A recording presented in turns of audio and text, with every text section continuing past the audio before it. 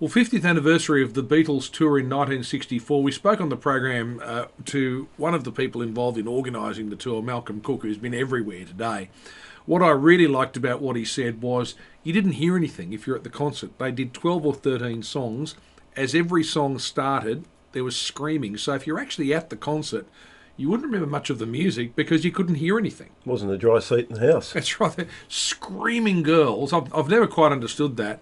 Why you go along to hear an iconic band and then just scream your lungs out for the entire concert. It's been a while, hasn't it, since we've seen that sort of hysteria? I think we had it last time when the Bay City Rollers came out in the mid-70s. I think we had it. There's a little bit with Justin sadly Bieber. to say, with Justin Bieber, didn't we? There was a little bit of it, but not to the extent where it becomes a phenomenon and it spreads all around the country. I think those days are over because I think kids are a lot more sophisticated than they used to be, and they're a lot more world-weary and a lot more sceptical and cynical. Whereas back then, seeing the Beatles arriving with those mop-top haircuts, they were fresh, they were new. You can get all of that. They were changing a culture, basically, and they're at the forefront of it. And that's why they went so crazy for them. And technology is probably a part of it as well, because these days you can see all these people in high definition, you can hear their music, but in those days your only contact with the Beatles was through grainy black and white footage, and suddenly there they are in front of you. So they were screaming and they couldn't actually hear the concert and hear the music, because if they had been able to hear it, they might have gone, well, are they that good? Well, this Are they that good? This was a controversy that dominated the latter part of our show today. I was staggered when you offered the observation that you don't get the Beatles. You're not into the Beatles. You don't like the music. I don't like the music. I mean, She Loves You, yeah, yeah, yeah. I Want to Hold Your Hand. You don't like that? I Want to Hold Your Hand. Terrific poetry. It's okay, great. Nothing. Here Comes Hey the Sun. Jude. Hey Jude. I'll Eleanor grant you Rigby. that. And Yesterday. Two Beatles songs. Don't mind Something. them. No, it does nothing My for Life. me. No, it does nothing for me. I think it's part of the mythology that's built up over the years. That and the best thing they ever did, the best career move they ever made, was breaking up, because it kept the myth intact.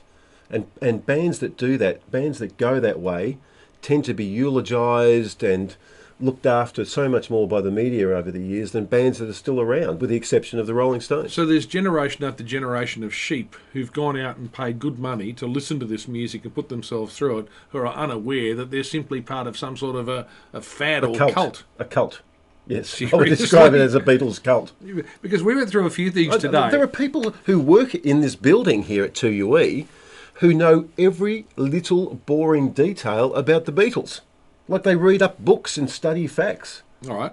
I mean, So with most people, and look, this is the thing about music and taste. You're entitled, and this is the great thing about you're entitled to say, I don't like that. Or you can say you do like it. But most people would argue, for instance, if we go back to the 60s, that the two great albums were the Beatles' Rubber Soul and the Beach Boys' Pet Sounds and Brian Wilson. I've traversed a bit of ground this morning on the show. We've established that you thought that Bradman was a bit overrated because he didn't play. The competition wasn't as fierce or as extensive. No, I'll grant you in this. those days. The greatest cricketer of all time was Don. I never got an opportunity to open my mouth because the world was coming down on me this morning.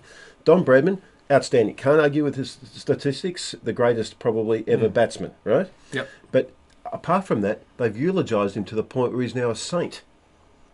Yeah, and there were those. He wasn't a saint. Well, he wasn't liked by his fellow teammates in the team, and we all airbrushed all of that out of history because he's Saint Donald. People have tended to look now. There were two groups in that team. There was the Don Bradman group and the Keith Miller group, and I think you and I will probably be Keith Miller men rather than Don Bradman men. But look, putting that to one side, we've brushed a little bit over the Beach Boys and Brian Wilson. Who'll probably go down in the annals with Mozart and others eventually as a songwriter and producer of music.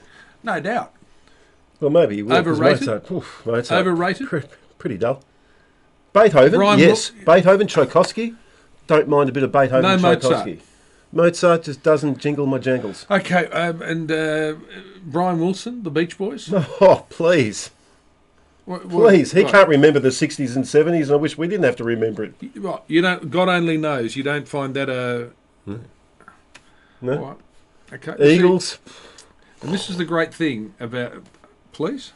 Now, if you want to get on to Three Doors Down and you want to get on to Kiss and Even ABBA. Right, so this is ABBA? the thing. I'm an ABBA guy. And look, fair enough. And this is the great thing about freedom of speech and expression we have in this country. I can like Mozart, Brian Wilson, the Beatles, all of those. You can like ABBA, Bucks Fizz. I think you're a fan of. Now you're verbling me. You're verbling it. Bucks Fizz. Making your mind up wasn't a bad track, though. Oh, please, no.